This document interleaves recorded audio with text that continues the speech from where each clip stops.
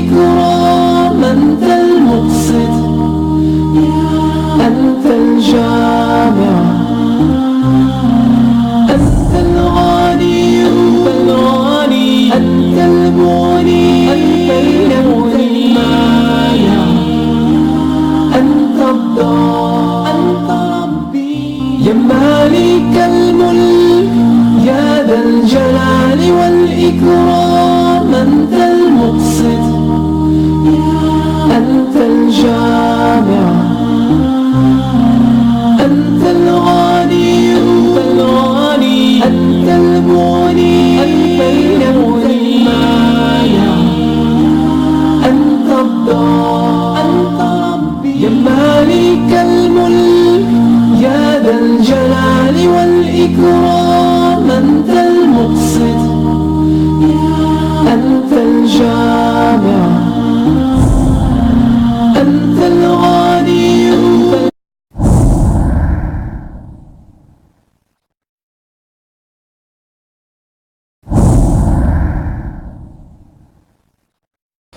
السلام علیکم ورحمۃ اللہ وبرکاتہ. الحمد للہ رب العالمین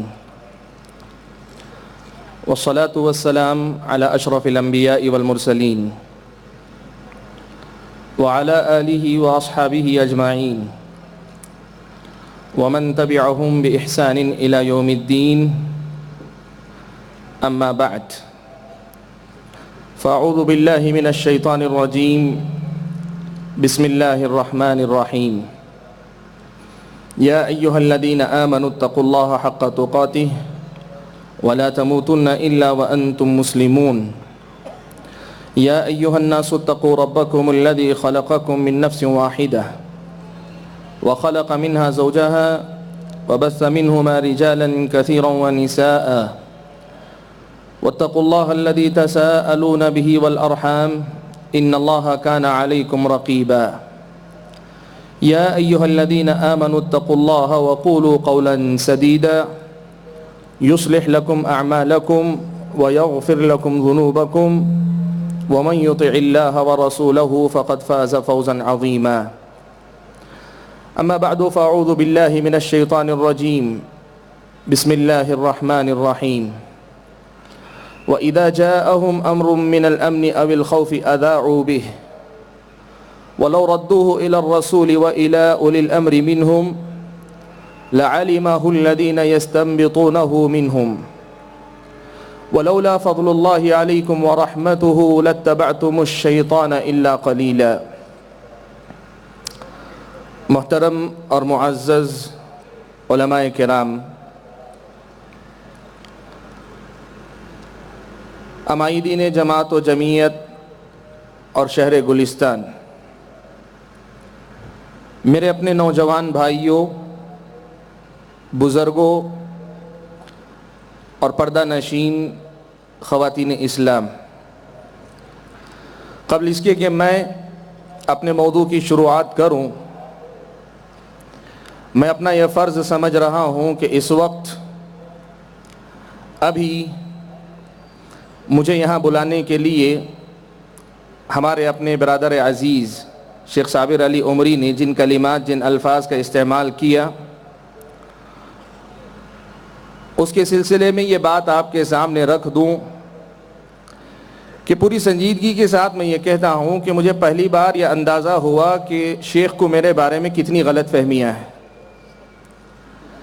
بات انکساری کی نہیں ہے، بات عاجزی کی نہیں ہے.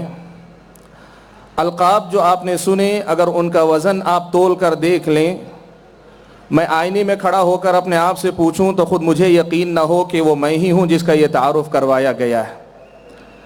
لیکن آپ نے نام میرا ہی لیا ہے تو میں یہی کہوں گا کہ اگر کوئی بات بالفرض ان میں سے ایک بھی بات صحیح ہے، تب بھی ہمارا اپنا یہ طریقہ نہیں ہے کہ اتنے بڑے القاب کے ساتھ ان کے منہ پر ان کا تذکرہ کر کے دعوت دی جائے. مجھے معذور سمجھیں، میں برداشت بھی کر لیتا، خاموش بھی ہو جاتا، لیکن سامعین گواہ ہیں کہ القاب اتنے زوردار، اتنے بلند بانگ تھے کہ اس پر خاموشی اختیار کرنا ایک طرح سے اس کی موافقت کرنا ہے، جو حقیقت میں غلط ہوگا اور غلط ہے۔ بھائیو، اس موضوع یا اس نقطے سے ہٹ کر ہم اپنے اس موضوع کی طرف آتے ہیں جو یقیناً بڑا ہی سنجیدہ موضوع ہے، بڑا اہم موضوع ہے۔ موضوع کیا ہے؟ عنوان مجھے دیا گیا ہے IS کیا ہے یا داعش کی حقیقت کیا ہے۔ IS Islamic state in Iraq and Syria, یا عربی اور اردو میں داعش الدولۃ الاسلامیہ فی العراق والشام، یہ دراصل ایک تنظیم تھی، اور اس تنظیم نے 29 نومبر سن 2014 کو اپنی خلافت کا اعلان کیا عراق اور سیریا کے کچھ حصے کو گھیر کر، اور اس کے بعد سے IS پوری دنیا کی توجہ کا مرکز بنی ہوئی۔ اس تاریخ سے لے کر آج تک داعش کا تذکرہ میڈیا میں پوری طرح سے چھایا ہوا ہے، اور یقین مانیں کہ اس کے تعلق سے اتنی باتیں آپ کو کہنے سننے کو ملیں گی کہ ان میں سے حقیقتوں کو نکال باہر لانا بڑا مشکل کام ہے۔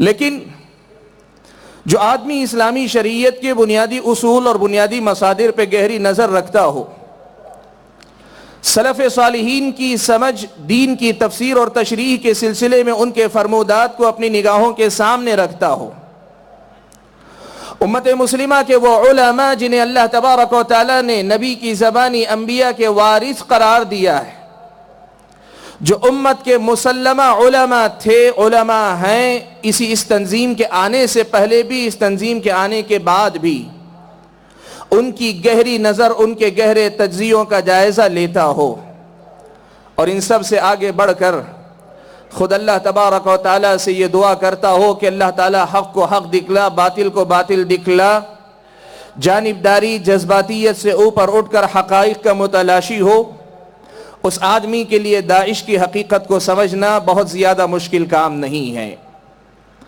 حاضرین گرامی، IS کے متعلق اس وقت دو متضاد قسم کے خیالات پائے جاتے ہیں۔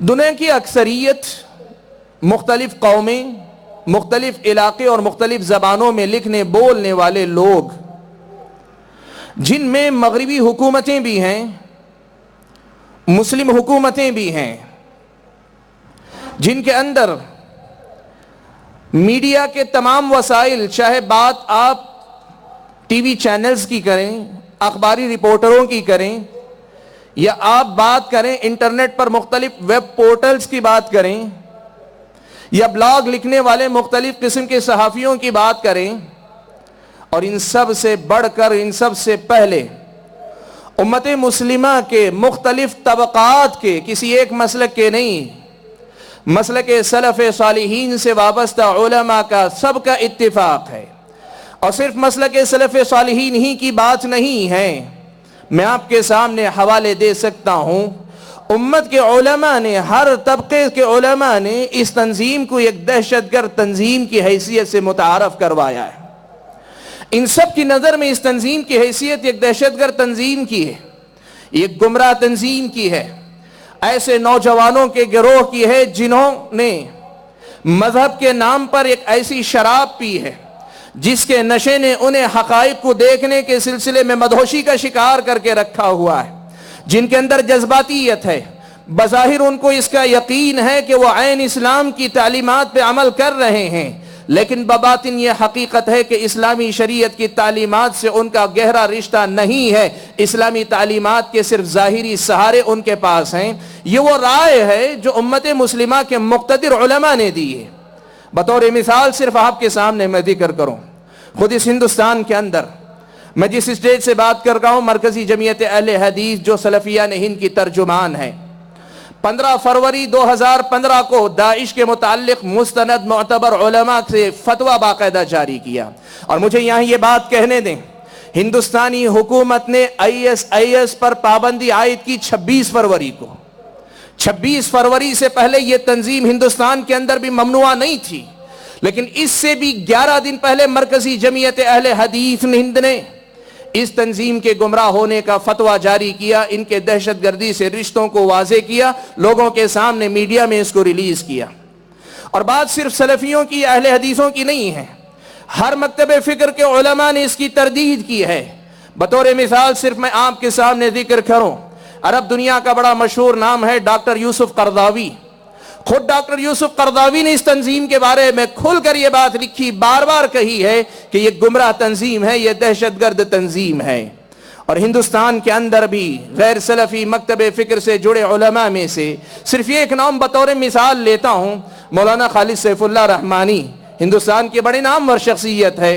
خود انہوں نے بھی اس تنظیم کے متعلق یہ بات لکھی، خوارج کے طبقات میں سے ایک طبقہ اس کو شمار کیا۔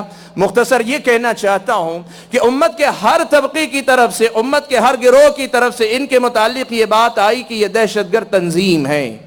یہ اس تنظیم سے متعلق ایک رخ ہے، ایک رائے ہے جو تقریباً ساری دنیا کے علاقوں میں لوگوں کے دل و دماغ میں ہے۔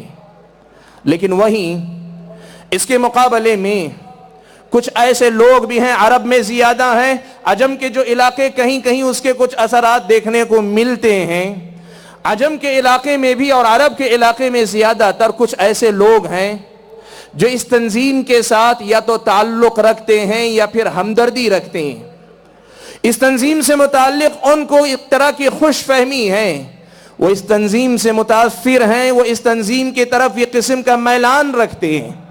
ان کا اپنا جواب، ان کی اپنی سوچ ہے، ان کے اپنے اپنے خیالات ہیں۔ وہ یہ کہتے ہیں کہ مغربی ممالک اس لیے داعش کی حکومت کو تسلیم نہیں کرتے، انہیں ڈر ہے کہ یہ داعش کی حکومت ان کو شکست دے کر اسلام کو دنیا میں غالب کر دے گی، اور مسلم حکومتیں اس لیے ان کو تسلیم نہیں کرتی کہ مسلم حکمرانوں کو اس بات کا ڈر ہے کہ یہ اگر غالب آ جائیں گے، خلافت اگر پھیل جائے گی تو ان کی حکومتیں چھن جائیں گی۔ گویا یہ تائید کرنے والے یا جذباتی لگاؤ رکھنے والے یا کسی قسم کا اپنے ان سے علی الاقل ان کے تعلق سے ہمدردی کا جذبہ رکھنے والوں کی سوچ یہ ہے کہ یہ جو مخالفت کرنے والے لوگ ہیں، ان مخالفت کرنے والے لوگوں کے پاس مخالفت کی کوئی معقول بنیاد نہیں، کوئی صحیح وجہ نہیں ہے مخالفت کی، یہ ان کی اپنی سوچ ہے۔ میرے بھائیوں، میں آپ کے سامنے یہ بات رکھنا چاہتا ہوں، عرب و عجم کے حالات کا اگر آپ جائزہ لیں تو آپ کو اس بات کا بخوبی اندازہ ہوگا کہ اس تنظیم سے جو لوگ ہمدردی رکھتے ہیں، اس ہمدردی رکھنے والے لوگوں کی ہمدردی کی کچھ وجوہات ہیں۔ ان وجوہات کو بھی سمجھنا ضروری ہے، تبھی جا کر ہم داعش اور داعش سے وابستگی کے مسئلے کو صحیح ڈھنگ سے سمجھ پائیں گے۔ جو لوگ اس سے ہمدردی رکھتے ہیں، ان لوگوں کی ہمدردی کی ایک وجہ تو یہ ہے کہ ان میں سے بعض وہ لوگ ہیں، بعض وہ تنظیمیں یا تنظیموں سے متاثر لوگ ہیں جن کی نظر میں خلافت کا قیام ہی دین کا اصل مقصد ہے، دین کا اصل مقصد خلافت کا قیام ہی ہے، اور وہ یہ سمجھتی ہیں کہ داعش نے اگر خلافت کا اعلان کیا ہے تب پھر دنیا کے کسی بھی کونے میں آپ رہیں، چونکہ بات خلافت کے قیام کی ہے اور خلافت کا قیام دین کا قیام ہے، اس لیے ان کی تائید کرنی چاہیے۔ یہ بعض لوگوں کی سوچ ہے۔ کچھ لوگوں کی سوچ اس سے ہٹ کر ہے، ان کو داعش سے ہمدردی اس وجہ سے ہے، وہ یہ سمجھتے ہیں کہ دنیا کے اندر مسلمانوں کے ساتھ جو کچھ ہوا اور ہو رہا ہے، آپ افغانستان کی بات کریں، آپ عراق کی بات کریں، آپ دنیا کے مختلف ممالک کی بات کریں، دہشت گردی سے نمٹنے کے نام پر مسلمانوں کو اور مسلم نوجوانوں کو جس قسم کے مسائل سے دوچار کیا جا رہا ہے، یہ مظلومیت ہے۔ مسلمان قوم مظلوم ہے، مسلمان کا خون سستا ہے۔ بات دنیا کے مختلف کونوں میں مختلف قوموں کی طرف سے مسلمانوں کے خون کو سستا سمجھنے کے سلسلے میں ہو رہی ہے۔ اس کا انتقام اگر لیا جا سکتا، یا یوں کہیے کہ اس کا اگر کوئی حل ہو سکتا ہے، یا امت کو ان مسائل سے نکالا جا سکتا ہے، تو صرف اسی وقت نکالا جا سکتا ہے جب خلافت قائم ہوگی۔ اس لیے کہ موجودہ مسلم حکومتیں یہ مغربی حکومتوں کی غلام ہیں، یہ کچھ نہیں کر سکتے۔ یہ خلافت ہی ہے جو لوگوں کو مظلومیت سے نجات دے گی، مسلمانوں کو عزت و سربلندی کی طرف لے جائے گی۔ یہ دوسری ایک سوچ ہے جس کے نتیجے میں لوگ داعش کے مؤید بنتے یا تائید کرتے نظر آتے ہیں۔ تیسری وجہ جس کی وجہ سے بعض لوگ اس سے ہمدردی رکھتے ہیں وہ یہ کہ کچھ لوگوں کو یہ لگتا ہے کہ مسلمانوں پہ جہاں بھی ظلم ہو رہا ہے، اب ان سے بدلہ لینے کے لیے ہمارے پاس طاقت نہیں ہے، لیکن یہ لوگ جہاد کے نام پر ان سے بدلہ لے رہے ہیں، تو گویا وہ کام کر رہے ہیں جو ہمارا کام ہے۔ ہمارے اپنے مسلمان بھائیوں اور بہنوں کا جو خون بہ رہا ہے، اس خون کا بدلہ لینے کی طاقت چونکہ عام مسلمان میں نہیں، وہ لوگ لے رہے ہیں، اس لیے ہمیں ان سے ہمدردی ہونی چاہیے، ہمیں ان کی تائید کرنی چاہیے۔ یہ تیسری سوچ ہے جس کی وجہ سے ان کی تائید کا ایک جذبہ یا ان کے تعلق سے ہمدردی کا ایک جذبہ لوگوں کے اندر پایا جاتا ہے یا پیدا ہوتا ہے۔ چوتھی وجہ بھی ہے، کچھ لوگ اس لیے بھی داعش کے مؤید بنتے ہیں، IS کی تائید اس لیے بھی کرتے ہیں کہ وہ جہاد کی فضیلتیں پڑھتے ہیں، جہاد کی فضیلتیں پڑھتے ہیں، اور مجھے کہنے دو فضیلتیں پڑھنے والے اکثر جہاد کے مسائل نہیں پڑھتے ہیں۔ بھائیو، جہاد کی فضیلتیں پڑھنے کے بعد جہاد کا ایک جذبہ ان کے دل کے اندر پیدا ہوتا ہے، لیکن اسلام نے کسے جہاد کہا ہے؟ جہاد کے اصول کیا ہیں؟ قانون کیا ہیں؟ ضابطے کیا ہیں؟ کب جہاد جائز ہوتا ہے؟ کب جہاد سے آدمی کو رکنا چاہیے؟ اسلامی شریعت میں جہاد کون کر سکتا ہے؟ کیا کوئی بھی تنظیم اٹھ کر جہاد کا نعرہ لگا سکتی ہے؟ ان احکام سے ان کو تعلق نہیں، لیکن جہاد کی فضیلتیں سننے کے بعد ایک شوق شہادت، ایک شوق قربانی کا، مر مٹنے کا، اپنے آپ کو لٹا دینے کا ایک جذبہ کہیں پیدا ہوتا ہے، اور اس وقت جب جہاد کے نام پہ یہ تنظیمیں سامنے آتی ہیں، لوگ سمجھتے ہیں کہ عین جہاد کی بات یہی کرتے ہیں، ہم ان کے ساتھ چلیں گے تبھی یہ فضیلتیں ہمیں ملیں گی۔ اور دنیا والے کیوں نہیں کر رہے ہیں؟ کہتے ہیں یہ دنیا والے ڈرتے ہیں، یہ دنیا والے ڈرتے ہیں اس لیے نہیں کرتے، ہم نڈر ہیں، ہمیں کسی کی پرواہ نہیں، ہم ان کی تائید کرتے ہیں۔ یہ بھی ایک سوچ ہے جو کہیں نہ کہیں بعض جذباتی قسم کے نوجوانوں کو داعش کی طرف ڈھکیل سکتی ہے۔ اور پانچویں ایک وجہ بھی ہے، داعش کے مؤید جو لوگ بنتے ہیں یا بن سکتے ہیں، عرب و عجم کے حالات کا باریکی سے جائزہ لے کر دیکھیں، آپ کو یہ چیز بھی نظر آئے گی کہ بعض لوگ جو کتابیں پڑھتے ہیں، حدیث کی کتابوں میں قیامت کے قریب مسلمانوں کے غلبے کا تذکرہ ہے کہ مسلم قوم دنیا کے اندر پوری طریقے سے غالب ہوگی، پھر مسلمانوں کا وہی دور آئے گا جو دور کسی زمانے میں ماضی میں تھا، پھر سے وہی دور مسلمانوں کا لوٹ کر آئے گا۔ یہ حدیث کی کتابوں میں جو پیشن گوئیاں آئی ہیں، اس کو پڑھنے کے بعد ان لوگوں کے دماغ میں یہ خیال آ رہا ہے، وہ یہ سمجھتے ہیں کہ یہ خلافت جو ابھی قائم ہوئی، جس کا اعلان کیا گیا ہے، یہی خلافت وہ خلافت ہے جس کا تذکرہ حدیثوں میں آیا ہے، اس لیے ہمارا فرض بنتا ہے کہ ہم اس کی تائید کریں۔ یہ 5 سبب میں نے دیکھے، بڑی گہرے جائزے کے بعد یہ 5 وجوہات میرے سامنے آئیں کہ ان وجوہات کی بنا کوئی بھی نوجوان یا کوئی بھی شخص داعش کی تائید کرتا ہے۔ حاضرین گرامی، میں نے 2 موقف آپ کے سامنے رکھے، 2 اسٹینڈ آپ کے سامنے رکھے۔ ایک طرف وہ کہ ایک طرف دنیا اس کو ایک دہشت گرد تنظیم سمجھتی، اور دوسری طرف جو لوگ اس سے ہمدردی رکھتے ہیں، ہمدردی رکھنے والوں کے اپنی ایک سوچ ہے، ان کے اپنے کچھ مبررات ہیں، ان کے پاس اپنے کچھ خیالات ہیں، کچھ افکار اور نظریات ہیں۔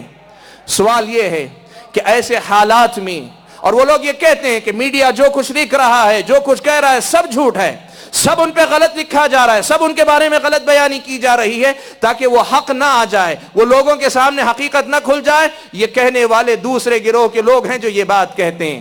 حاضرین گرامی، ایک عام مسلمان کو ان حالات کے اندر سب سے پہلے اپنے رب کو راضی کرنے کے لیے، پھر اپنی دینی ذمہ داری کو سمجھ کر اپنے فرض کو نبھانے کے لیے، اللہ اور اس کے رسول کی سنت اور شریعت کے مطابق اپنی زندگی گزارنے کے لیے اس دنیا سے جب جائیں تو اللہ تبارک و تعالیٰ کے پاس جنت کے حقدار بننے یا جنت کے اللہ کے فضل و کرم سے مستحق بننے کے لیے میری اور آپ کی یہ ذمہ داری بنتی ہے کہ نہ ہم آنکھیں بند کر ہر بات کی تائید کریں، نہ خوش ہو کر جذبات میں مبتلا ہو کر کسی گروہ کی تائید میں نکل جائیں۔ میرے بھائیو، IS کی حقیقت کیا ہے جب تک آپ کے سامنے واضح نہ ہو، کم از کم آپ اس کی مخالفت بھی نہ کریں، تائید بھی نہ کریں۔ آپ اگر مخالفت نہیں کرنا چاہتے، کم از کم تائید بھی نہ کریں جب تک آپ کے سامنے اس کی حقیقت کھل کر نہ آئے۔ ہم نے یہ دیکھا ہے کہ بہت سارے مسلمان جو عام مسلمانوں میں سے ہیں، ان کا ان تنظیموں سے کوئی تعلق نہیں، عام قسم کے بھولے بھالے مسلمان، ان کی سوچ بت اتنی سی ہے، وہ سمجھتے ہیں کہ بھئی وہ مسلمان ہیں، امریکہ اس کو مار رہا ہے، وہ اچھے ہی ہوں گے اسی لیے امریکہ ان کو مار رہا ہے۔ یہ فیصلہ کرنے کا طریقہ نہیں ہے، یہ مسئلے کو حل کرنے کا انداز نہیں ہے۔ آپ اگر کم از کم نہیں جانتے ہیں تو آپ لا علمی کا اظہار کیجیے، اور اگر آپ اس کے بارے میں زبان کھولنا چاہتے ہیں تو پہلے تحقیق کر لیا کیجیے، اور اگر آپ تحقیق کریں گے، آپ اگر باریکیاں جانیں گے، آپ کے سامنے حقیقتیں آئیں گی، تب آپ یہ کہنے میں ذرا برابر نہیں جھجکیں گے کہ اللہ اور اس کے رسول نے اس تنظیم یا اس جیسی تنظیموں سے متعلق جو تعلیمات کتاب و سنت میں دی ہیں، وہ تعلیمات مجھ کو اور آپ کو رہنمائی کرنے کے لیے کافی ہیں۔ اور آج میں یہی کام آپ کے سامنے انجام دینے کی کوشش کر رہا ہوں۔ قرآن و سنت کے مختلف حوالے اور پیارے نبی صلی اللہ علیہ وسلم کے فرمودات کے بعد وقت کے اہل علم اور خود اس تنظیم یا تنظیم سے جڑے ہوئے یا ان سے وابستگی رکھنے والے یا ہمدردی رکھنے والے لوگوں کے مختلف اوقات میں جو بیانات آئے ہیں، خود ان کے اپنے بیانات کی روشنی میں جو تصویر ہمارے سامنے بنتی ہے، وہ تصویر میں آپ کے سامنے رکھنے کی کوشش کر رہا ہوں۔ مقصد صرف یہ ہے کہ ہم ایک مسلمان کی حیثیت سے اپنی دینی ذمہ داری کو سمجھیں، اور ایک مسلمان کی حیثیت سے اپنے اس علاقے کی، اپنے ملک کی، اپنے اس ماحول کی ذمہ داری سمجھیں، اور ہم وہ ذمہ داری بخوبی نبھانے کی کوشش کریں جو ذمہ داری ہم اور آپ پر یقیناً کتاب و سنت کی طرف سے اللہ تعالیٰ کی بندگی کے نام پر عائد ہوتی ہے۔ میرے بھائیوں، جو بات میں آپ کے سامنے کہنا چاہتا ہوں وہ یہ ہے کہ آپ اگر ISIS کو جاننا چاہتے، داعش کو اگر سمجھنا چاہتے ہیں، یا کسی بھی تنظیم کے بارے میں آپ جاننا چاہتے ہیں، تو یہ بنیادی اصول یاد رکھیے۔ کسی بھی تنظیم یا گروہ کے صحیح یا غلط ہونے کا فیصلہ اگر آپ کرنا چاہتے ہیں، تب پھر دو بنیادی باتوں پر آپ کو توجہ دینی پڑے گی۔ کوئی بھی تنظیم، آپ کسی بھی گروہ، کسی بھی جمعیت، کسی بھی تنظیم، کسی بھی تحریک کے بارے میں صحیح موقف اگر جاننا چاہتے ہیں، دو بنیادی کام آپ کو کرنے پڑیں گے، دو بنیادی فریضے آپ کو نبھانے پڑیں گے۔ سب سے پہلا کام، اس تنظیم کے یا اس گروہ کے افکار و نظریات، ان کے خیالات، ان کی آئیڈیالوجی کیا ہے، وہ کیا سوچ رکھتے ہیں، کن عقیدوں کے حامل ہیں، کیا ان کی سوچ ہے، ان کے خیالات کیا ہیں، آپ ان کا جائزہ لیجئے۔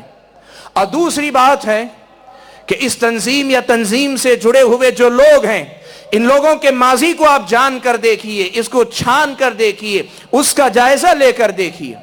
کسی بھی تنظیم کے سلسلے میں ان دو نقطوں پہ اگر آپ محنت کریں گے، ایک ان کے افکار و نظریات کو جاننا، ان کے اصول اور ضوابط کو جاننا، ان کی اپنی بنیادی سوچ کو جاننا، ان کی فکر کا تجزیہ کرنا، اور دوسری طرف ان کی اپنی تاریخ، ان کے اپنا سابقہ ریکارڈ، ان کے اپنے سابقہ ساری تفصیلات اگر آپ دیکھیں گے، آپ کو کسی بھی تنظیم یا گروہ کے بارے میں رائے قائم کرنے میں آسانی ہوگی۔ میرے پاس ہے اس وقت کے اندر، بلکہ اس وقت میں کوشش یہ کروں گا کہ کچھ افکار و نظریات داعش یا ISIS کے آپ کے سامنے رکھوں، اور کچھ باتیں ان کی تاریخ یا ان کے سابقہ معاملات کی روشنی میں آپ کے سامنے رکھوں۔ ان دونوں باتوں کو آپ اپنے سامنے رکھیں گے، آپ کے سامنے یہ فیصلہ کرنے میں آسانی ہو جائے گی کہ حقیقت کیا ہے، حق کیا ہے۔ دنیا جو کہتی ہے کہیں، لیکن ہم اپنی رائے کیسے قائم کریں، اس سلسلے میں آپ کو بڑی مدد ملے گی۔ میں یہ کہنا چاہوں گا کہ میں افکار و نظریات میں سے صرف چند افکار کا تذکرہ کر رہا ہوں، ورنہ اس کی تفصیلات میں اگر جائیں گے، اگر اس کے میں حوالے اگر دیتا جاؤں گا، ان کی عبارتیں بھی اگر سنانا چاہوں، باقاعدہ ان کی کہی ہوئی عبارتوں کا ریکارڈ موجود ہے، وقت بڑا طویل جائے گا۔ لیکن ان بنیادی اصولوں کی روشنی میں آپ پرکھ کر دیکھیں، یہ حقیقتیں آپ کو بھی ان کے اندر ملیں گی۔ اور دوسری طرف تاریخ کے حوالے سے دو چار باتیں ان کی تاریخ کے متعلق کہوں گا۔ آپ ان دونوں باتوں کو سامنے رکھیں اور ذہن میں رکھیں کہ یہ کل معلومات نہیں ہیں، یہ ان کے متعلق ساری باتیں نہیں ہیں، حقیقتیں اس کے بعد بھی بہت ساری ہیں، لیکن یہ باتیں کم از کم ایک انسان کو ان کو سمجھنے کے سلسلے میں مدد دیں گی۔ اللہ تعالیٰ سے میں یہ دعا کرتا ہوں کہ اللہ تبارک و تعالیٰ صحیح سمجھ بھی دے، اور اللہ تعالیٰ مجھ کو اور آپ کو صحیح راستے پہ چلنے کی ہدایت اور توفیق بھی عطا فرمائے، آمین۔ میرے بھائیوں، میں نے بات کہی کہ داعش کے افکار و نظریات کی، داعش کیا ہے، اس کے اصول اور افکار و نظریات کیا ہیں۔ میرے بھائیوں، ان میں سے کچھ افکار و نظریات کو بیان کرنے سے پہلے میں آپ کو یہ پیغام دینا چاہوں گا کہ آج کے داعش کو، آج کی ISIS کو آپ سمجھنا چاہتے ہیں تو اس کو سمجھنے سے پہلے آپ ایک کام ضرور کیجئے۔ پیارے نبی صلی اللہ علیہ وسلم نے حدیث کی کتابوں میں یہ گمراہ فرقے کا تذکرہ کیا ہے جن کو خوارج کہا جاتا ہے۔ خوارج کا فرقہ ایک فرقہ ہے اللہ کے نبی صلی اللہ علیہ وسلم نے ان کی صفات، ان کی خصوصیات اور ان کے بارے میں پیشن گوئی اور ان کے سلسلے میں امت کو کیا موقف اختیار کرنا چاہیے، امت کا اسٹینڈ ان کے بارے میں کیا ہونا چاہیے، بڑی تفصیل کے ساتھ اللہ کے نبی صلی اللہ علیہ وسلم نے بیان فرمایا ہے۔ آپ ایک مرتبہ خوارج کی پوری تاریخ، ان کی پوری ہسٹری اور ان کے افکار و نظریات پڑھ لیں، اور اس کے بعد آ کر اگر آپ آج کی داعش کے افکار و نظریات پڑھیں گے، آپ کو یہ بات سمجھ میں آئے گی، یہ بات سمجھ میں آئے گی کہ اسلام کے نام پر یہ لوگ وہی کام کر رہے ہیں جو کسی زمانے میں خوارج نے کیا تھا۔ اور اللہ کے نبی کی یہ پیشن گوئی ہے کہ خوارج ہر زمانے میں تقریباً ظاہر ہوتے رہیں گے، یہاں تک کہ سب سے آخری جو طبقہ خوارج کا آئے گا وہ دجال کے ساتھ مل کر آئے گا، دجال کی تائید کرتا ہوا آئے گا۔ میرے بھائیوں، کوئی آدمی یہ کہہ سکتا ہے کہ یہ خامخواہ یہ گمراہ فرقے کا نام لے کر ایک فرقے کو بدنام کرنے والی بات ہے، جسے ہوتا ہے نا کہ کسی آدمی کو بدنام کرنا ہو تو اس پہ الزام ڈال دیا جائے کہ یہ فلاں ہے۔ جیسے لوگ کہتے ہیں آج اگر کسی کو بدنام کرنا ہو کہہ دو یہ دہشت گرد ہے، وہ ہو نہ ہو اس سے کوئی سروکار نہیں، نام لگا دیا تو بدنام ہو گیا۔ لوگ یہ سمجھتے ہیں کہ داعش کے بارے میں اگر یہ کہا جا رہا ہے کہ یہ خوارج ہیں تو لوگ یہ سمجھتے ہیں کہ صرف الزام لگا کے بدنام کیا جا رہا ہے۔ میں آپ کے سامنے ان کے ان افکار و نظریات کا تذکرہ کرتا ہوں جو پچھلے خوارج کے اندر تھے اور آج کی داعش کے اندر بھی پائے جاتے ہیں۔ آئی ایس کے افکار و نظریات میں سے ایک بنیادی فکر ہے جس کو تکفیر کہتے ہیں۔ تکفیر کیا ہے؟ کسی بھی مسلمان کو کسی بھی ایسے مسئلے کی وجہ سے جو غلط نہیں ہے یا غلط ہے لیکن کفر کے درجے کی غلطی نہیں، کسی بھی ایسے مسئلے کو لے کر جو مسئلہ غلط نہیں ہے یا غلط ہے لیکن کفر کے درجے کا نہیں ہے، ایسے مسئلے کو لے کر سامنے والے کو کافر قرار دینا، یہ خوارج کا عقیدہ تھا۔ وہ گناہ کبیرہ کرنے والے کو بھی کافر کہا کرتے تھے۔ داعش کی سوچ اگر آپ دیکھیں گے، داعش کے اگر افکار و نظریات دیکھیں گے، ان کے عقائد اور نظریات کے اندر تکفیر کا عقیدہ جو کہ خوارج کی بنیادی پہچان ہے، داعش کے اندر بھی آپ کو تکفیر بکثرت ملے گی، بار بار ملے گی، ایک دو جملے میں نہیں ملے گی، آپ کو اتنے حوالے ملیں گے کہ آپ اس کو پہچان لیں گے۔ بات چونکہ یہ عوام کے مستوی یا درجے سے اونچی ہے اس لیے عوام اس کو شاید سمجھ نہیں پاتے، لیکن جو اہل علم ہیں یا جو لوگ ان کو سمجھنا چاہتے ہیں واقعی، ہم انہیں دعوت دیتے ہیں کہ تکفیر کے مسئلے کو سمجھیں، اس کے بعد آ کر خوارج کو سمجھیں، پھر آ کر داعش کی وہ باتیں سنیں، وہ جو کھلے عام کہہ رہے ہیں، پہلے بھی کہتے تھے آج بھی کہہ رہے ہیں، اگر آپ پڑھ کر دیکھیں گے تکفیر کا عقیدہ ان کے اندر کھل کر آپ کو نظر آئے گا۔ میرے بھائیوں، خوارج کی طرح داعش کا یہ ماننا ہے کہ یہ جو دوسرے لوگ ہیں، خاص طور پر جتنی مسلم حکومتیں ہیں، جتنے مسلم حکمران ہیں، یہ سب کے سب کافر ہیں، یہ داعش کا ماننا ہے۔ کیا ثبوت ہے کہ وہ ان کو کافر مانتے ہیں؟ زیادہ دور جاننے کی ضرورت نہیں، ادھر ادھر بھٹکنے کی ضرورت نہیں، یوٹیوب آج ہر آدمی کے اپنے موبائل کے اندر موجود ہے۔ اگر آپ کو عربی زبان آتی ہے، عربی زبان پر داعش سے جڑے ہوئے لوگوں کے اور داعش کے جو سابقہ لوگ تھے جن کی ابتدا اسامہ بن لادن یا ان سے پہلے، اس لیے کہ ابو بکر بغدادی نے یہ بات کھول کر کہی ہے کہ ہماری نظریاتی بنیادیں اسامہ بن لادن سے شروع ہوئی، بلکہ آپ اس فکر سے جڑے سارے لوگوں کے بیانات آپ پڑھ کر دیکھیں، جب بھی انہوں نے کوئی رسمی بیان جاری کیا اس بیان کے اندر آپ کو ایک لفظ ضرور ملے گا، ہم لڑیں گے، کافروں کے خلاف لڑیں گے، یہودیوں کے خلاف لڑیں گے، نصارہ کے خلاف لڑیں گے اور مرتدوں کے خلاف لڑیں گے، والمرتدین، مرتدوں کے خلاف ہم لوگ لڑیں گے۔ ان کے اپنے لیڈروں کے جتنے بیانات ہیں ان بیانات کے اندر آپ یہ لفظ بکثرت پائیں گے کہ وہ یہ بیان دیتے ہیں کافر یہود و نصارہ کے ساتھ ساتھ ہم مرتدوں سے بھی لڑیں گے۔ مرتد کا مطلب کیا ہوا؟ ان کی نظر میں وہ سارے مسلم حکمران کافر ہیں جو ان کی طرح مغربی ممالک سے لڑتے نہیں ہیں، وہ سارے کے سارے کافر ہیں۔ میرے بھائیوں، تکفیر کا یہ عقیدہ ان کے اپنے جو لیڈر ہیں ان کے اپنے لیڈروں کی زبانی بکثرت پھیلا اور آج بھی موجود ہے۔ اور مجھے یہ بات کہنے دیں، آج جو لوگ داعش سے ہمدردی کی بات کرتے ہیں خود ان کی اپنی سوچ میں بھی آپ کو یہ بات ملے گی، وہ مسلم حکمرانوں میں سے ایک بڑی تعداد کو آج وہ بھی کافر مانتے ہیں۔ یہ اس بات کا واضح ثبوت ہے کہ یہ خوارج کی فکر ہی کا ایک حصہ ہے، خوارج کی نئی شکل ہے۔ میرے بھائیوں یہ صرف ایک نظریاتی بات نہیں، اس فکر کا اثر آپ کو مختلف واقعات میں نظر آئے گا۔ ایک دو واقعات آپ کے سامنے نقل کرتا ہوں۔ ابھی گزشتہ جو بقر عید گزری ہے، بقر عید کے موقع پر سعودی عرب کا ایک شہر ہے حائل شہر کے قریب ایک چھوٹے سے قریے کے اندر یہ واقعہ پیش آیا کہ 17-18 سال کے ایک نوجوان نے اپنے چچا زاد بھائی کو، جو اس کا اپنا بچپن کا دوست بھی ہے، اپنے ساتھ لیا، کہا چلو ہم بر میں چلتے ہیں۔ بر کہتے ہیں وہاں کا جو صحرا ہے، صحرا میں تفریح کے لیے چلتے ہیں۔ عید کے دوسرے دن اپنے چچا زاد بھائی کو لے کے نکلا۔ وہ چچا زاد بھائی بھی ہے، بچپن کا دوست بھی ہے، اس کا اپنا سگا بہنوئی بھی ہے، اسے لے کر نکلا۔ کھیل کود میں باتیں کرتے کرتے اسے باندھ لیا، رسیوں سے باندھ لیا۔ باندھنے کے بعد اس نے اپنے دوسرے ساتھی سے کہا موبائل پہ تم یہ ریکارڈ کرنا جو میں کہنے اور کرنے جا رہا ہوں۔ اور اس کے بعد کھڑا ہوا، اپنی بندوق لی، ایک ہاتھ میں بندوق اور دوسرے ہاتھ پہ ہاتھ اٹھا کر کہتا ہے میں اللہ تبارک و تعالیٰ کو گواہ بنا کر اس بات کا اعلان کرتا ہوں کہ میں ابو بکر بغدادی کو اپنا خلیفہ مانتا ہوں، اور اس کے بعد ان کو خلیفہ ماننے کے بعد آج اس کو میں قتل کر رہا ہوں، قتل کر کے اسے میں اپنی ذمہ داری ادا کر رہا ہوں، اپنا فرض نبھا رہا ہوں۔ میرے بھائیوں یہ کہنے کے بعد اس نے اپنے بھائی کو اپنی بندوق سے شوٹ کر دیا، مار دیا اپنے اس بھائی کو جو اس کے اپنے بچپن کا ساتھی بھی ہے، چچا زاد بھائی بھی ہے، اس کا اپنا سگا بہنوئی بھی ہے، مار دیا۔ لوگوں نے پہلے سمجھا، سعودی عرب میں ایسے تماشے لوگ کرتے ہیں، لوگوں نے سمجھا کوئی مذاق ہے، لیکن باقاعدہ جب اس کا جائزہ لیا گیا، باقاعدہ وہاں کے ٹی وی چینلز پہ اس خبر کی تصدیق ہوئی، کہا کہ واقعہ سچا ہے اور اس نوجوان نے واقعی اپنے اس بھائی کو قتل کیا ہے۔ سوال یہ ہے کہ قتل کیوں کیا ہے؟ سبب یہ، آپ ویڈیو سنیں، یوٹیوب پر یہ ویڈیو موجود ہے۔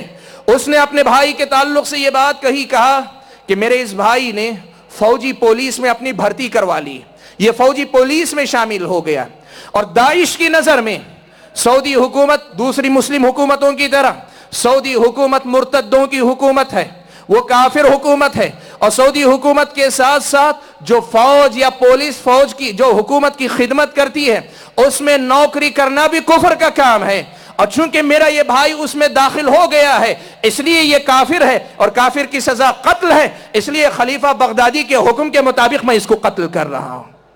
تکفیر کا یہ عقیدہ ان کی پہچان ہے جو پچھلے خوارج کے اندر تھا اور ان کے اندر بھی پایا جاتا ہے۔ اور یہ بات آپ کو میں یہ بھی بتانا چاہوں گا کہ یہ مسئلہ صرف ایک نوجوان کے واقعے تک نہیں، ایک اور واقعہ بھی اخبارات کی زینت بنا تھا، میڈیا میں بہت چرچا ہوا۔ گزشتہ مہینے 11 جنوری کو شام سیریا کا ایک شہر ہے رقہ شہر کے اندر یہ واقعہ پیش آیا کہ ایک 20 سالہ نوجوان نے بھرے مجمع کے اندر کھڑا کر کے اپنی ماں کو گولی مار دی۔ کیوں مارا گولی اس نے؟ کیوں ماری؟ کہا اس لیے کہ ماں نے اسے یہ بات کہی کہ بیٹا دیکھو یہ جو مختلف جو بمباری ہو رہی ہے، مختلف حکومتیں جو داعش کے ساتھ لڑنے کے لیے بمباری کر رہی ہیں، سب مارے جا رہے ہیں، کسی دن تم بھی مارے جاؤ گے، اس کے بجائے چلو ہم دونوں یہاں سے بھاگ چلتے ہیں، کسی اور علاقے میں جا کر ہم رہ لیتے ہیں، وہاں ہم لوگ امن و سکون کے ساتھ زندگی گزاریں گے۔ بیٹے نے یہ دیکھا کہ ماں مجھے اسلامی خلافت سے دور لے جا رہی ہے، جہاد سے دور لے جا رہی ہے، اس نے کیا کیا؟ اپنے ذمہ داروں کو رپورٹ کی، کہا میری ماں مجھے یہاں سے لے جانے کی بات کر رہی ہے۔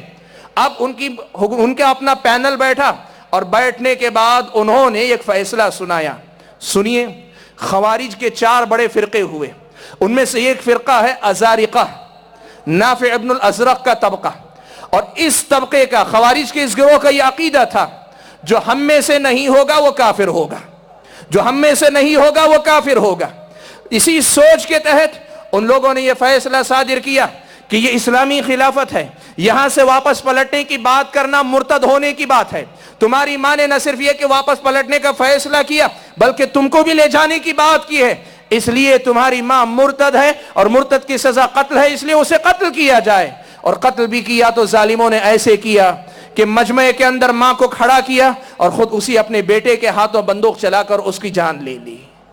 میرے بھائیوں میں جو بات بتانا چاہتا ہوں صرف یہ نہیں کہ یہ لوگ ماں کے قاتل ہیں، یہ جذباتیت والی بات نہیں، آپ یہ بات سمجھو وہ کون سی سوچ ہے جو ایک نوجوان کو اس حد تک لے کر جاتی ہے۔ وہ یہی سوچ ہے کہ وہ سمجھتا ہے کہ یہ کفر و اسلام کا مسئلہ ہے، وہ یہ سمجھتا ہے کہ یہ کفر و اسلام کا مسئلہ ہے، حالانکہ اسلامی شریعت کی روشنی میں مان لیں وہ خلافت برحق تھی، اس آدمی کا جہاد بھی صحیح تھا، تب بھی ماں اگر اسے روک رہی ہوتی تو اس آدمی کے لیے جائز نہیں تھا کہ ماں کے لیے کوئی غلط جملہ استعمال کرے۔ اسلامی شریعت صرف اتنا کہتی ہے کہ آپ برحق بھی ہوں گے، ماں اگر آپ کو اس سے روکتی ہے صرف اس کی بات اتنی نہ مانیں، باقی سارے معاملات میں اس کے ساتھ حسن سلوک کریں۔ لیکن یہ مسئلہ اسلام کا نہیں، اس سوچ کا ہے جو خوارج کی سوچ ہے، اور ان کی اپنی سوچ یہ ہے جو ہم میں سے نہیں ہے وہ آدمی کافر ہے، اور انہوں نے اس کو قتل کروا دیا۔ اور میرے بھائیو، مزید اس بات کی تائید کہ یہ لوگ تکفیری فکر کے قائل ہیں، یہ تکفیری ہیں، ان کی فکر تکفیر کی ہے، خوارج کی ہے، اس کا ثبوت وہ واقعات ہیں جو ہمارے اور آپ کے سامنے آئے۔ آپ نے سنا ہوگا سعودی عرب کی کئی ایک مساجد کے اندر بم بلاسٹ کیے گئے، سعودی عرب کے مسجدوں کے اندر کئی ایک بم بلاسٹ کیے گئے، ان میں سے بعض کی ذمہ داری داعش نے رسمی طور پہ قبول کی۔ میں یہ نہیں کہہ رہا ہوں کہ میڈیا نے ان کے ساتھ جوڑا ہے، داعش نے رسمی طور پر ان حملوں کی ذمہ داری قبول کی ہے۔ سوال یہ پیدا ہوتا ہے کوئی مسلمان کسی عبادت کے میں جا کے بلاسٹ کیسے کر سکتا ہے؟ اپنی مسجدوں میں جا کے کوئی بمباری کیسے کر سکتا ہے؟ کوئی کیسے یہ کام کر سکتا ہے؟ میرے بھائیو، یہ اسی وقت کرتا ہے جب وہ آپ کو مسلمان نہیں سمجھتا، آپ کی مسجد میں آ کے بلاسٹ کرنے میں اسے کیا جاتا ہے؟ بھائیو، یہ تکفیر ہے، یہ کفر تکفیر کا یہ وہ عقیدہ ہے جو پچھلے خوارج کے پاس تھا، آج داعش کے پاس بھی پایا جاتا ہے۔ یہ پہلی بنیاد ہے نظریاتی بنیادوں میں سے، جس وجہ سے ہم یہ کہتے ہیں کہ یہ داعش پچھلے زمانے کے خوارج ہی کی ایک شکل ہے۔ اور دوسری بنیاد یہ ہے، پچھلے خوارج نے ایک بات کہی تھی، نظریاتی بنیادوں میں سے دوسری بنیاد، ان الحکم الا للہ، کا حاکمیت اللہ ہی کی ہونی چاہیے، حاکمیت صرف اللہ ہی کی ہونی چاہیے۔ وقت اجازت نہیں دیتا کہ اس عقیدے کی پوری تفسیر کروں، لیکن مسئلہ سمجھا دیتا ہوں۔ اس عقیدے کے مطابق پرانے خوارج نے یہ فیصلہ سنایا تھا کہ حضرت علی رضی اللہ تعالیٰ عنہ کی حکومت یا خلافت کفر کی حکومت ہے، وہ خلافت جسے اللہ کے نبی نے خلافت راشدہ کہا تھا۔ ان الحکم الا للہ، حاکمیت صرف اللہ ہی کی ہو سکتی ہے، یہ نعرہ دے کر پچھلے خوارج نے یہ کہا تھا کہ ہم وہ حکومت قائم کر رہے ہیں، ہم نے جو حکومت قائم کی وہی اصل میں اللہ کی حاکمیت ہے، اور یہ جو حکومت علی کی ہے یا دوسروں کی یہ کفر کی حکومت ہے۔ یہ بات سابقہ خوارج نے کہی تھی، اور آج کی داعش نے یہی بات ہمارے سامنے دہرائی ہے۔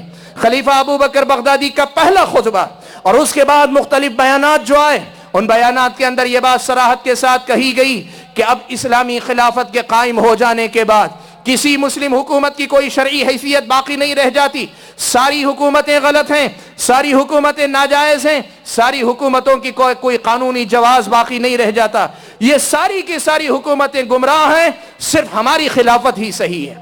پچھلے خوارج نے جس طرح مسلم حکومت کو بلکہ خلافت راشدہ کو کفر کی حکومت کہا تھا، آج کے داعش نے، آج کی آئی ایس نے بالکل تمام مسلم حکومتوں پر کفر کا وہی فتویٰ لاگو کیا ہے، وہی حکم دیا ہے۔ اور میرے بھائیو، مسئلے کی وضاحت بھی کرنا چاہوں گا، بہت سارے لوگ اس لیے بھی گمراہ ہوتے ہیں، وہ سمجھتے ہیں کہ خلافت اسلامیہ آ جائے تو پھر کسی اور حکومت کا جواز باقی نہیں رہ جاتا۔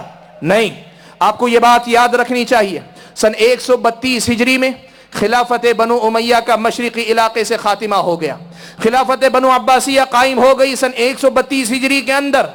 اسی وقت سن 138 ہجری میں اندلس کے مقام پر اسپین کے علاقے میں مغرب موراکو مراکش، اس علاقے کے اندر عبد الرحمن الداخل نے دوسری مسلم حکومت قائم کی، دوسری خلافت بنو امیہ۔ بیک وقت یہ دو حکومتیں موجود تھیں، مشرق میں خلافت عباسیہ اور مغرب میں خلافت بنو امیہ، دونوں کی دونوں موجود تھیں۔ اور یہ دور کون سا دور ہے؟ سارے بڑے محدثین کا زمانہ، سارے بڑے فقہا کا زمانہ ہے، سارے بڑے مفسرین اسی زمانے میں گزرے ہیں، لیکن یہ سارے مفسرین، سارے محدثین، سارے فقہا موجود ہوتے ہوئے بھی کبھی انہوں نے یہ نہیں کہا کہ اگر بنو عباس کی حکومت قائم ہے، اس کے ہوتے ہوئے دنیا کے کسی خطے میں دوسری حکومت نہیں ہو سکتی۔ یہ بات کبھی کسی مسلم عالم نے نہیں کہی۔ ہاں، اسلامی شریعت بتاتی ہے کہ اگر ایسا ہو کہ پوری دنیا کے اندر ایک مسلم حکومت ہو تو یہ سب سے صحیح شکل ہے، لیکن اگر بعض حالات میں ایک وقت بیک وقت زمین پر ایک سے زائد مسلم حکومت قائم ہو، اسلامی شریعت کی نظر میں یہ جائز ہے۔ لیکن ان لوگوں نے کیا کیا؟ ان لوگوں نے کیا کیا؟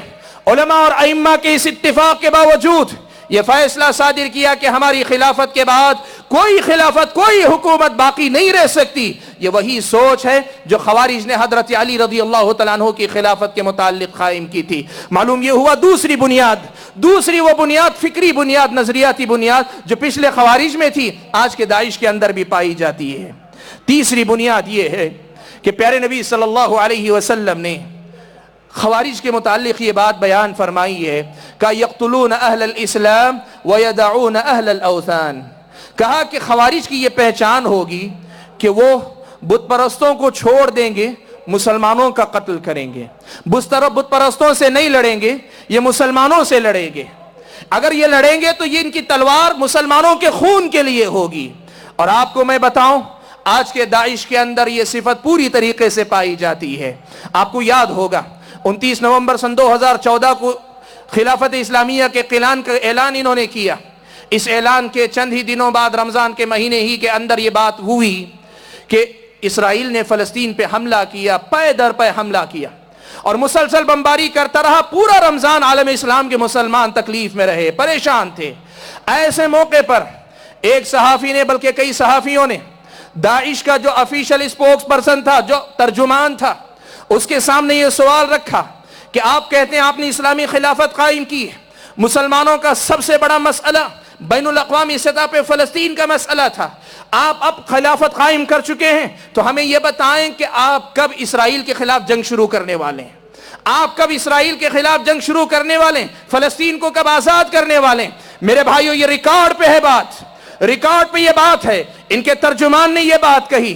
ہمیں اللہ تعالیٰ نے یہودیوں اور اسرائیلیوں سے لڑنے کا حکم نہیں دیا ہے، اللہ تعالیٰ نے ہمیں ان مرتدوں سے لڑنے کا حکم دیا ہے۔ یقتلون اہل الاسلام ویدعون اہل الاوثان، نبی صلی اللہ علیہ وسلم نے کہا تھا یہ اہل اسلام کا قتل کریں گے، بت پرستوں کو یہ چھوڑ دیں گے۔ اور ان کا ترجمان کہتا ہے ہمیں اسرائیل یا ظالموں کے خلاف لڑنے کی بات نہیں، ان مرتدوں کے خلاف لڑنے کا حکم دیا گیا ہے۔ میرے بھائیو، آپ اگر دیکھتے جائیں آپ کے سامنے ایسی بہت ساری مثالیں ملتے جائیں گی۔ نظریاتی بنیادوں میں سے ایک اور بنیاد کا آپ کے سامنے تذکرہ کرنا چاہوں گا۔ سابقہ خوارج کی دو بنیادی پہچان تھی۔ دیکھیے، اللہ تبارک و تعالیٰ نے اسلامی شریعت کے جو احکام ہیں ان میں دو قسم کی ہیبتیں قائم رکھی۔ ہیبت، دو چیزوں کا رعب اللہ تعالیٰ نے قائم رکھا ہے، ایک ہے علماء کا رعب اور دوسرا ہے ذمہ داروں کا رعب۔ یہ دو ہیبتیں ایسی ہیں کہ اللہ تبارک و تعالیٰ نے دنیا والوں کی درستگی کا دار و مدار ان دو ہیبتوں کے قائم ہونے پہ رکھا ہے۔ آپ اس مسئلے کو سمجھ کر جائیں۔ ایک ہیبت علماء کی ہیبت جب تک برقرار رہے گی، جب تک علماء کی ہیبت برقرار رہے گی، دین کے معاملات میں لوگ انحراف سے بچتے رہیں گے۔ جس دن لوگ علماء کی ہیبت کو ساقط کر دیں گے، اس دن لوگ دین میں منمانی کریں گے اور دین لوگوں کے لیے بازیچے اطفال، کھلواڑ بن جائے گا۔ اور دوسری طرف عمراء اور ذمہ داروں کی ہیبت ہے۔ جب تک ذمہ داروں کی ہیبت برقرار رہتی ہے، معاشرے میں امن و امان باقی رہتا ہے، اور جب عمراء کی، ذمہ داروں کی ہیبت اگر ختم ہوتی ہے، پھر وہاں انار کی آتی ہے، وہاں انتشار پیدا ہوتا ہے، وہاں پھر امن و امان ختم ہو جاتا ہے۔ پچھلے خوارج نے ان دونوں ہیبتوں کو پامال کیا۔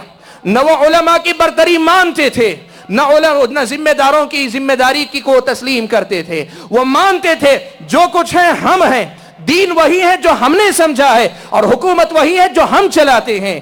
اور آج بھی یہ بات میں بتانا چاہتا ہوں کہ موجودہ دور کی جو داعش ہیں یا داعش سے متاثر جو نوجوان ہیں، ان کی یہ پہچان آپ کو ملے گی۔ وہ علماء کی ہیبت لوگوں میں گرانا چاہیں گے، وہ ذمہ دار اور عمراء کی ہیبت، حکمرانوں کی ہیبت، مسلم حکمرانوں کا اعتبار دنیا سے ختم کرنے کی کوشش کریں گے۔ آپ یہ بات جان لینا، ان دو ہیبتوں کو باقی رکھنا، ان کی غلطیوں پہ ان کی اصلاح کرنا، ان کی تنبیہ کرنا، لیکن ان کی ہیبت گرنے نہ دینا، یہ اہل سنت والجماعت کی پہچان ہے۔ ان دو ہیبتوں کو گرانا، یہ جو خوارج کی پہچان تھی، اور آج بھی ان خوارج کی پہچان ان داعش کے اندر آپ کو نظر آئے گی، یا اس سے متاثر نوجوانوں کے اندر نظر آئے گی۔ میرے بھائیو، وہ میرے وقت کا ایک بڑا حصہ گزر گیا، میں نے صرف کچھ حوالے آپ کے سامنے دیے ہیں کہ افکار و نظریات کے اعتبار سے وہ کون سی بنیادیں ہیں جو آج کے داعش کو پچھلے دور کے خوارج سے جوڑتی ہیں۔ میرے بھائیو، آگے بڑھنے سے پہلے ایک بات کہنا چاہوں گا. بہت سارے لوگ ان کی بعض جو ظاہری باتیں ہیں ان کو دیکھ کر بہت متاثر ہو جاتے ہیں.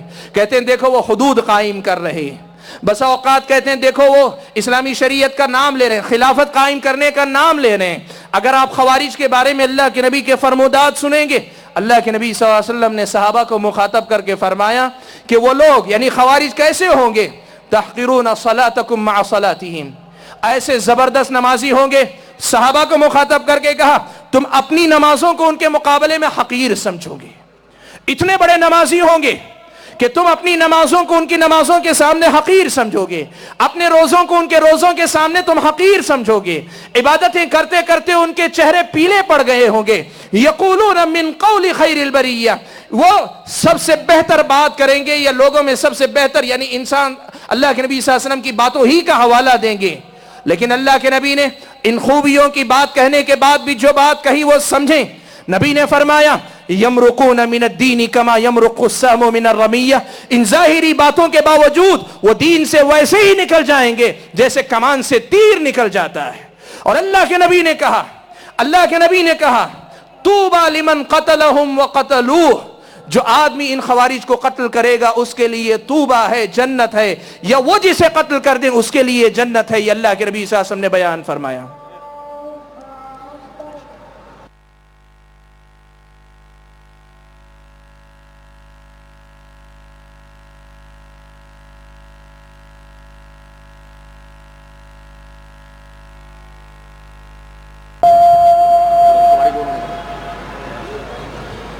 السلام علیکم. احباب سے گزارش ہے یہیں پر تشریف رکھیں.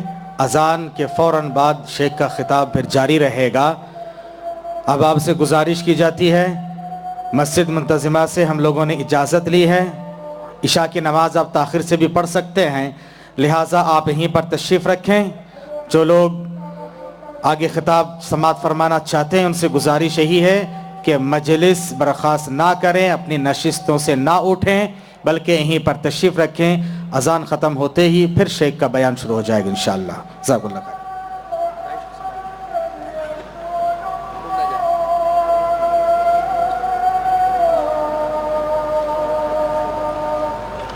رحمت اللہ.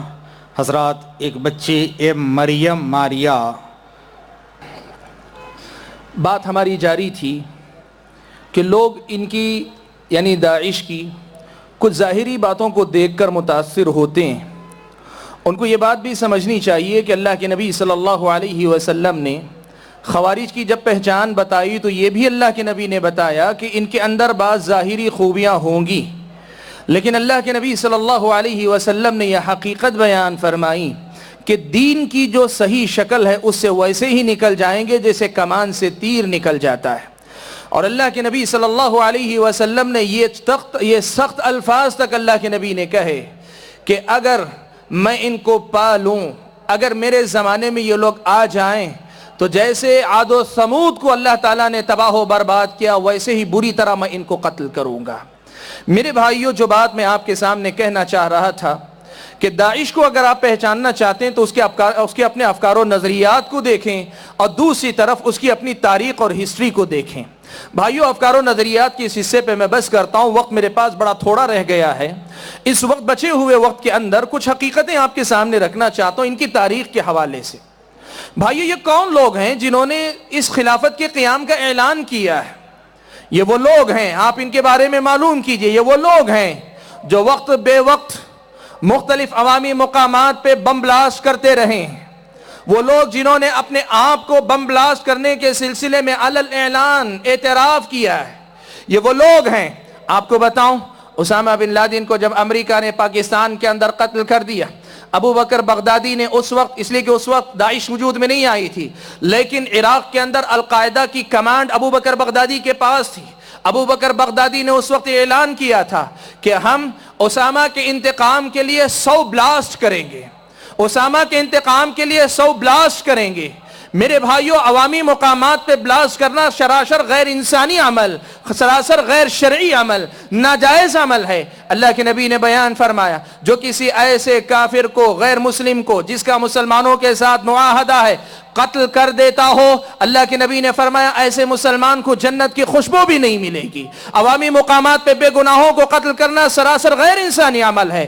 جن کی تاریخ ایسے دھماکوں سے جڑی ہوئی ہے وہ اسلامی خلافت کیسے قائم کر سکتے ہیں؟ اور تاریخ کا یہ سبق بھی یاد رکھیے، جب تک خلافت کا اعلان نہیں ہوا تھا، ابو بکر بغدادی نے جب تک اعلان نہیں کیا تھا، عراق کے اندر القاعدہ کا ترجمان سمجھا جاتا تھا۔ لیکن جیسے ہی خلافت کا اعلان ہوا، ابو بکر بغدادی نے خلافت کا اعلان کیا، القاعدہ نے براہ راست اپنی دوری کا اعلان کیا، کہا کہ داعش سے ہمارا کوئی تعلق نہیں۔ سوال یہ ہے کہ وہ کون سی باتیں جنہیں القاعدہ جیسی تنظیم نے ان سے دوری اختیار کر لی؟ ظاہر بات ہے جب القاعدہ ہی کا وہ آدمی تھا، القاعدہ کے نام پر ہی یہ سارے بلاسٹ کر رہا تھا، تب پھر اس سے ہٹنے کے بعد وہ کون سی بات ہے جس کی وجہ سے القاعدہ نے برات کا اعلان کیا؟ ایک دوسری تنظیم ہے النصرہ، سیریا کے علاقے میں ایک دوسری تنظیم، بالکل اسی جیسی تنظیم، داعش جیسی، النصرہ۔ اس تنظیم نے بھی اپنے قطع تعلق کا اعلان کیا، کہا کہ ہمارا داعش سے تعلق نہیں۔ کن بنیادوں؟ کیوں انہوں نے یہ کیا؟ لوگ ان حقیقتوں کو کیوں نہیں جاننا چاہتے؟ کیوں اس کی گہرائی میں جانا نہیں چاہتے؟ اور آپ کو یہ بات بتاؤں، پہلے بھی خلافت کے قائم ہونے سے پہلے بھی اور خلافت کے قائم ہونے کے بعد آج تک سیریا کے اندر سیریا کے ڈکٹیٹر بشار اسد کے خلاف جو وہاں کی عوامی تحریک چلی ہوئی ہے، جو عوام، سنی عوام وہاں لڑ رہے ہیں، ان کے کمانڈروں کے بیانات جو آئے ہیں آپ ان کو پڑھ کر دیکھیے۔ انہوں نے صاف الفاظوں میں یہ کہا ہے کہ داعش نے ہم میں سے بہت سارے کمانڈروں کو نشانہ بنا کر قتل کیا ہے، اور اس طرح بشار اسد کو فائدہ پہنچانے کا کام داعش نے کیا ہے۔ میرے بھائیوں، یہ ان کی تاریخ ہے۔ اس ساری تاریخ کو بھلا کر صرف خلافت کا نعرہ دے تو ہم اندھے بن کر ان کے پیچھے چلے جائیں؟ میرے بھائیوں، میں یہ بات بھی آپ کی نوٹس میں لانا چاہوں گا، یہ تنظیم تقریباً 1.5 سال پہلے اپنی حکومت کا اعلان کرتی ہے۔ 1.5 سال سے دنیا کی بڑی بڑی حکومتیں ان پہ بمباری کر رہی ہیں اور یہ ان کے ساتھ جنگ لڑ رہے ہیں۔ میرے بھائیوں، جنگیں آسانی سے نہیں لڑی جاتی، اس کے لیے بڑا پیسہ چاہیے ہوتا ہے، اس کے لیے بڑا ہتھیار چاہیے ہوتا ہے۔ ہماری سمجھ میں یہ بات نہیں آتی۔ مغربی حکومتوں نے ان پر پابندی عائد کر دی ہے اور ان کے خلاف باقاعدہ کارروائی کر رہی ہے، فنڈز ان تک پہنچنے نہیں دے رہی ہے، پھر بھی ان کے پاس اتنا پیسہ کہاں سے آ رہا ہے کہ 1.5 سال سے مسلسل جنگ لڑتے چلے جا رہے ہیں۔ میں آپ کو بتاؤں، یہ لوگ تیل بیچتے ہیں، ان کے پاس جو ان کے علاقے میں تیل کے کنویں سے تیل بیچ کر پیسہ لیتے ہیں اور اس پیسے سے اپنی حکومت چلا رہے ہیں اور اس سے لڑ رہے ہیں۔ سوال یہ ہے، اگر یہ تیل بیچ رہے ہیں تو تیل ان سے خرید کون رہا ہے؟ وہی مغربی حکومتیں جو اوپر سے تو بمباری کر رہی ہیں لیکن پیچھے سے اس کا تیل خرید کر ان کو طاقتور بنا رہی ہیں۔ میرے بھائیوں، ان حقیقتوں کو سمجھا کرو۔ یہ مسلمانوں کے خلاف ہونے والی وہ گہری سازشیں جن کو سمجھنے میں مسلمان بڑی دیر لگاتے ہیں یا سمجھتے نہیں ہیں۔ مجھے بتاؤ، آج دنیا کے اندر اسلحے کی فیکٹریاں کس کے پاس ہیں؟ کون ان کو اسلحہ سپلائی کر رہا ہے؟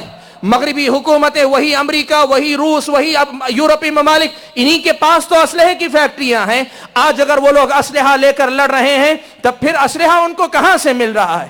اگر ان کا تیل خریدا جا رہا ہے، ان کو اسلحہ فراہم کیا جا رہا ہے، پھر یہ دنیا کے سامنے کون سا تماشا ہے کہ لوگ ان کے خلاف لڑ رہے ہیں؟ میرے بھائیو، اس کو سمجھنا چاہتے ہو؟ ہمارے سامنے کچھ حقیقتیں ایسی بھی ہیں، اللہ بہتر جانتا ہے سچائی کہاں تک ہے، لیکن ایسی بھی بات نہیں کہ ہم جھوٹ کہہ کے انکار کر دیں۔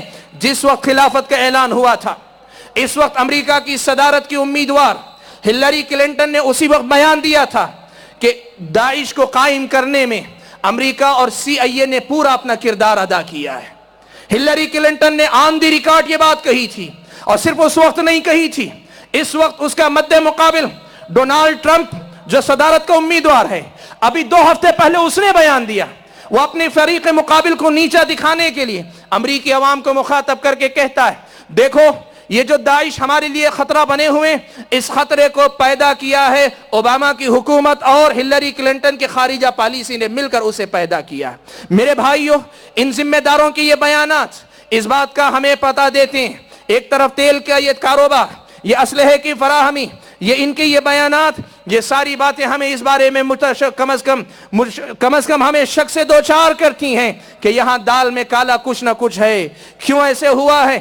इसके पीछे कई मकासद हो सकते हैं। एक मकसद खुद हिलरी क्लिंटन ने कहा हमारा एक मकसद ये है कि इस तरह खिलाफत का ऐलान हम कर देंगे, तमाम मुल्क के जिहादी वो पूरे एक जगह इकट्ठा हो जाएंगे, हमें अलग अलग जगह लड़ने की जरूरत नहीं होगी, एक जगह हम उनसे लड़ लेंगे, इसलिए हमने उन्हें इकट्ठा किया है। दूसरे अल्फाज में यूं कहिए कि इन तमाम को इकट्ठा करके अपने मकासद का इस्तेमाल करने के सिलसिले में आसानी हो, इसके लिए उन्होंने इसे इकट्ठा किया। और आप नोट करके देखें, दुनिया के मुख्तलिफ इलाकों में अलग अलग जगह पे धमाके हो रहे थे, अलग अलग तंजीमें कर रही थी। इस्लामी खिलाफत का जब से क़याम का ऐलान हुआ है, इन धमाकों के अंदर कितनी कमी आई है, बारीक बीनी से जायजा लेकर देखें, आपको यह सियासत समझने में बड़ी मदद मिलेगी। मेरे भाइयों, मैं ये बात भी कहना चाहूंगा कि इसके पीछे हो सकता है बड़ी ताकतों की भी कोई साजिश हो, जैसा कि बहुत सारे मुबस्सिरीन का ख्याल है, इसलिए कि अमेरिका जैसे मुल्क की इकोनॉमी, उनकी अपनी इक्तिसादियात असलहे की तिजारत पर ही चलती है। दुनिया में जब तक जंग चलेगी तब तक इनकी इकोनॉमी, इनकी इक्तिसादियात मजबूत होती रहेगी। बईद नहीं कि अमेरिका ने ऐसे जज्बाती नौजवानों को एक जगह इकट्ठा करके नौजवानों को तो तसल्ली दी कि तुम जिहाद कर रहे हो करो, लेकिन अपनी तरफ से मैदान जंग को कायम रखा हुआ है ताकि दाइश से लड़ने के नाम पे अमेरिका को लाया जाए, रूस को लाया जाए, उनके हथियार इस्तेमाल हो और यहां का पैसा उनके अपनी तिजारत में मुनाफा पहुंचाता रहे। मेरे भाइयों, पता नहीं ऐसी कितनी साजिशें। और एक तीसरा गुमान यह भी है कि इस वक्त अल्लाह के फजल करम से यूरोप के अंदर, मगरबी ममालिक के अंदर सबसे तेजी से फैलने वाला मजहब इस्लाम है। बहुत सारे मुबस्सिरीन का यह भी ख्याल है कि दाइश जैसी तंजीम को वजूद में लाकर और खास तौर पर उनके कत्ल करने का तरीका कि वो छुरी से लोगों को ज़बह करते हैं, आसानी से किसी को नहीं मारते, और बसा औकात जो वीडियो हैं पता नहीं कि उन्हीं के हैं कि उनके नाम से रखे गए, चाहे उनके हो या उनके नाम से जोड़कर लोगों ने रखे हो। 20 लोगों को बिठाते हैं, सबके सर से बम बांध देते हैं और बम ब्लास्ट करते हैं कि पूरों के सर उड़ जाएं एक ही साथ। यह वहशत और बर्बरियत का मंजर, चाहे उन्होंने खुद किया हो या मगरिब ने उनके साथ जोड़ा हो, दोनों सूरतों में इसके पीछे यह मकसद है कि वह मगरिबी दुनिया जो इस्लाम की तरफ बढ़ती हुई आ रही है, इस्लाम के आगोश में पनाह ले रही है, वो ये पैगाम देना चाहते हैं कि देखो इस्लाम ये है, अपने भाइयों के इतना बुरा कत्ल करने वाले और खिलाफत के नाम पे ये सब हो रहा है, तो फिर इस इस्लाम के अंदर खैर कहां से हो सकता है। वो इस्लाम को मगरिब में बदनाम करना चाहते हैं। ऐसे कई मकासद के तहत इस दाइश का इस्तेमाल हो रहा है। इसीलिए बहुत सारे मुबस्सिरीन और मुहक्किकीन की ये भी राय है, बहुत सारे मुबस्सिरीन और मुहक्किकीन की ये भी राय है कि हो सकता है जो निचली सतह के लोग दाइश के अंदर हैं वो जज्बाती नौजवान हो, लेकिन जो ऊपरी सतह के लोग उनमें से हैं, इनका बैकग्राउंड अनजाना है, अचानक कहीं 10 साल पहले वजूद में आए हैं, उससे पहले उनका बैकग्राउंड क्या है पता नहीं। हो सकता है यही बड़ी ताकतें पूरी मंसूबाबंदी के साथ इनको वजूद में लाई हो और जज्बाती नौजवानों का इस्तेसाल कर रही हो। मेरे भाइयों, ये सारी वो हकीकतें हैं, ये वो सारी सच्चाइयां हैं जो ढूंढने वाले को आसानी से मिलेंगी। ऐसी तंजीम के साथ हमदर्दी की बात करना न इस्लाम के साथ हमदर्दी है, न मुसलमानों के साथ हमदर्दी है, न इंसानियत के साथ हमदर्दी है। मेरे भाइयों, मैं आखिरी 2 बातें बहुत मुख्तसर कह के अपनी बात खत्म करना चाहूंगा। मैंने दाइश की तारीख या उनकी कुछ साबिका कारनामों की रोशनी में और उनके कुछ अफकार और नजरियात की रोशनी में एक तज्जिया आपके सामने पेश किया। उसके बाद ये पैगाम आपको देना चाहता हूं। आप हिंदुस्तानी मुसलमान हैं, आप इस मुल्क के अंदर रहते बसते हैं। मेरे भाइयों, इस्लामी शरीयत के अंदर उसूल और ज़वाबित मौजूद हैं। अगर वो खिलाफत बरहक भी होती तब भी क्या एक मुसलमान का यह फर्ज बनता है कि यहां मुल्क में शरई उसकी अपनी जो जिम्मेदारी बनती, दावत और तबलीग का जो मैदान अल्लाह ने दिया, इसको छोड़ के जाके वहां अपने आप को शामिल करे?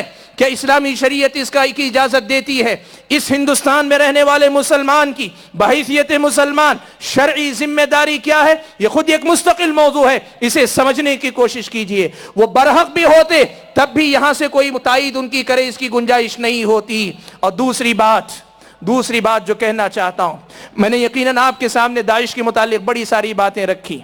इसका यह मतलब कोई हरगिज न ले कि हिंदुस्तान के अंदर बहुत सारे नौजवानों को गिरफ्तार किया गया और जेलों के अंदर दाखिल किया गया, या फिर अभी भी गिरफ्तारियां हो रही हैं और उनके ऊपर मुकदमात कायम हैं, तो कोई ये ना समझे कि हम सब लोगों को उसी दाइश का हिस्सा समझते हैं, इन सारे लोगों को हम इस जुर्म का जिम्मेदार समझते हैं।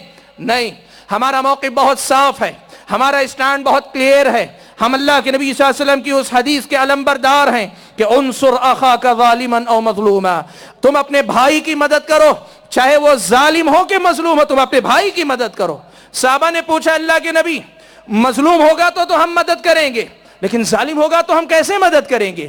پیارے نبی صلی اللہ علیہ وسلم نے فرمایا اگر وہ ظالم ہے اسے ظلم سے روکو، اسے ظلم سے روکو، اسے ظلم سے روکنا ہی تو اس کی مدد ہے۔ ہم یہ بات کہنا چاہتے ہیں کہ اگر ان میں سے کوئی واقعی معنوں میں مجرم ہے، ہم یہ مانتے ہیں کہ اسے اس کے جرم کی سزا ملنی چاہیے، اور اس سلسلے میں ہمیں کوئی کسی قسم کی بات نہیں رہ جاتی، ہم جانبداری کی بات نہیں کرتے۔ اگر وہ ظالم ہیں اور انہوں نے ظلم کیا ہے واقعی ثابت ہوتا ہے، تب پھر ان کو سزا ملنی چاہیے، لیکن صرف گرفتاری سے، صرف الزام کے لگا دینے سے کوئی مجرم نہیں ہو جاتا۔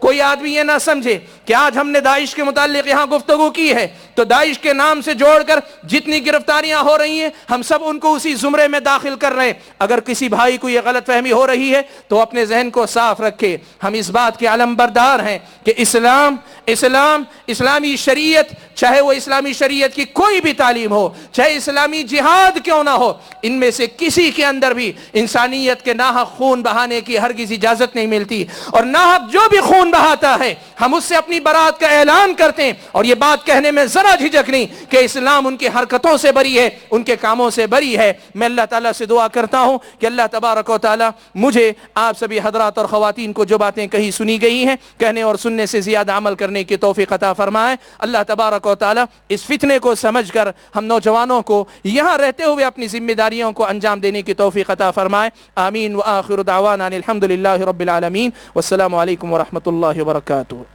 الحمدللہ اس پروگرام کے انتظام و انصرام میں، گراؤنڈ کے پرمیشن دلانے میں، دوسرے کام کاج میں بڑھ چڑھ کر حصہ لیا اور تعاون کیا ہمارے جناب محمد فاروق صاحب جو سٹیج پر تشریف فرما ہے، الامن ایجوکیشنل ٹرسٹ جو کہ فریزر ٹاؤن میں موجود ہے، اس کے فاؤنڈر ہیں، اور اس کے تحت اولڈ ایج ہوم قائم کیے ہوئے ہیں آشیانہ کے نام سے۔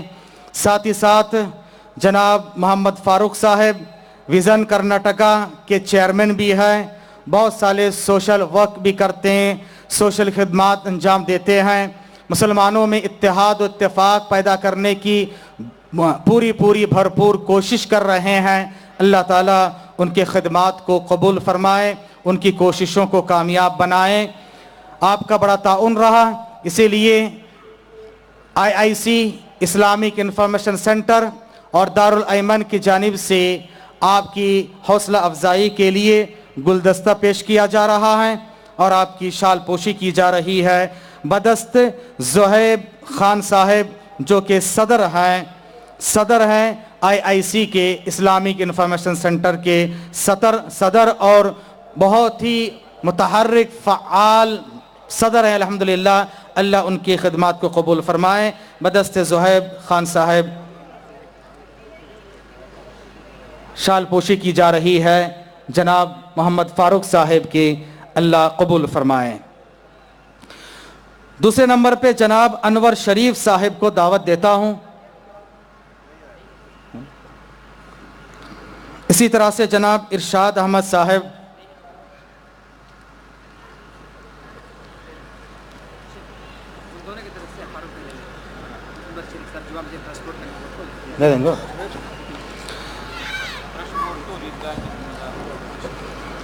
جناب انور شریف صاحب صدر جمعہ مسجد ٹرسٹ بورڈ، اور اسی طرح سے جناب ارشاد احمد صاحب سیکریٹری جمعہ مسجد ٹرسٹ بورڈ، جنہوں نے میدان کے پرمیشن کے سلسلے میں کافی تعاون کیا ہے۔ اللہ ان کو جزائے خیر عطا فرمائے۔ ان کی بھی شال پوشی کی جا رہی ہے۔ ان کی طرف سے جناب محمد فاروق صاحب حاصل کر لیں گے۔ بدست جناب فضیلت الشیخ اعجاز احمد ندوی حفظہ اللہ، صدر آل انڈیا ملی کونسل، امام و خطیب مرکز مسجد اہل حدیث چار مینار،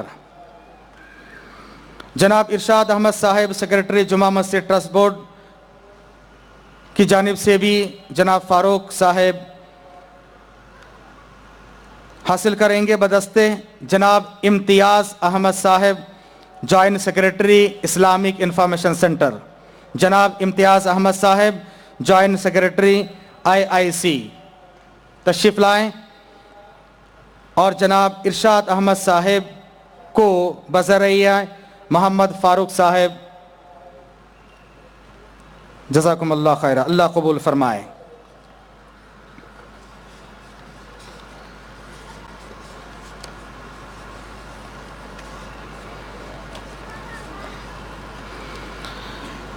جناب صدر اعجاز احمد قریشی صاحب، جن کا کافی تعاون رہا، اگر تشریف رکھتے ہیں تو تشریف لائیں. ان کی طرف سے جناب پی شفیق احمد صاحب حاصل کریں گے بدست جناب امیر پاشا خازن اسلامک انفارمیشن سینٹر. جناب امیر پاشا صاحب تشریف لائیں. اللہ جزائے خیر عطا فرمائے. اللہ ان سب کے خدمات جلیلہ کو قبول فرمائے، میزان حسنات میں شمار فرمائے. ساتھ ہی ساتھ جناب پی شفیق احمد صاحب، چار مینار ٹرسٹ بورڈ کے، ساتھ ہی ساتھ سیکریٹری جمعیت اہل حدیث بنگلور اربن، ان کو بھی پیش کیا جا رہا ہے. جناب پی شفیق احمد صاحب جناب صدر اعجاز قریشی احمد صاحب کی طرف سے حاصل کر رہے ہیں. جناب پی شفیق احمد صاحب کو پیش فرمائیں گے جناب سید انعام اللہ، جوائنٹ سیکریٹری IIC، اور جناب عابد گجدر، سیکریٹری IIC، دونوں تشریف لائیں. جناب عابد گجدر صاحب، سیکریٹری IIC. جناب اسلم خان صاحب، ناظم اعلیٰ جمعیت اہل حدیث کرناٹکا و گوا، اگر تشریف رکھتے ہیں. آپ کی طرف سے بھی انشاءاللہ جناب پی شفیق احمد صاحب حاصل کریں گے بدست شیخ ابو زید ضمیر حفظہ اللہ.